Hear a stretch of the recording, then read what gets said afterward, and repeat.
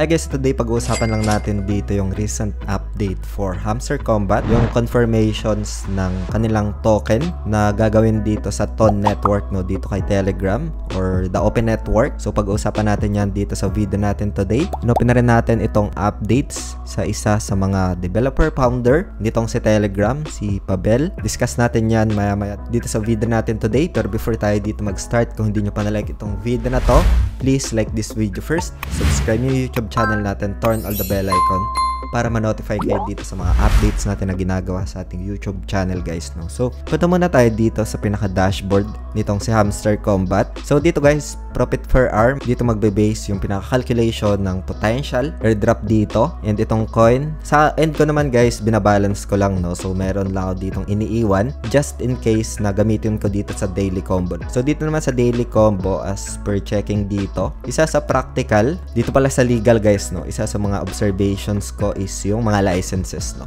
Ito yung merong malaking profit per hour pero maliit yung i-consume mo na coins or magagamit mo, no. Just for example, ito 15k tapos 193k lang yung gagamitin mo. Ito yung isa sa napansin ko dito guys, no, na practical comparing dito sa mga cards na available dito, no. So dito sa may legal tab, ayan, as we can see. Ngayon, pag-usapan natin guys yung pinaka-confirmations, other tips pa dito, and itong pinaka-exchange na napili natin guys, itong dito sa home, isa sa mga importante guys, no. So like, sa tingin ko lang naman guys, na own perspective ko lang dito, magkakaroon ito ng vital role for potential distribution ng tokens, no. So, pwede kayong mag-create naman ng account. Punta lang kayo dito sa description ng video na ito. Pwede nyo i-check dito sa may pinned tab dito.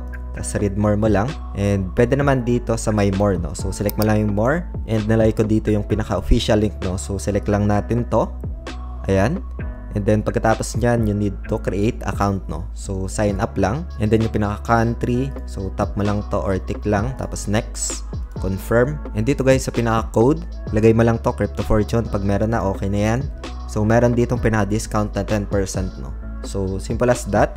And as we can see guys, ito yung app na potentially na pwedeng gamitin dito to exchange from Hamster Combat papunta sa mga e-wallets, no. Meron ako ditong pinaka-tutorials na ginawa. Just an ideas lang, pwede nyo panoorin naman yon. And kung sakali guys na nakagawa na kayo ng account, ganito yung pinaka-user interface nya, ganito. So, meron dito sa taas na wallet tab, no. So, isa sa mga importante dito. And nandun dito guys sa may exchange, isa din dito na na-list is yung Notcoin, no. So, andito na siya. Ayan. And meron pala tayo dito guys na ginagawa na day trading challenge, no. We're in from 100 USDT. As of now, ito, nasa 240 USDT tayo. So, meron tayong live stream dito sa ating YouTube channel. Dito lang sa may live tab. And so, daily to. If meron kayong questions, pwede kayo dito mag-ask during live stream, no, sa live chat. So, for now, ito din yung app na ginagamit natin. And balik muna tayo doon kay Hamster Combat. Ayan.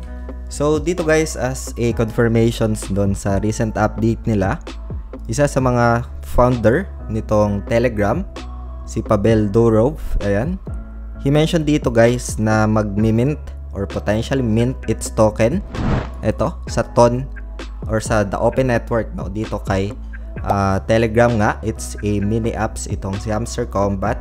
And my personal opinion ko lang dito guys in terms ng confirmation nitong token is that a potential airdrop, no. Again guys, itong video natin today is just for ideas lang.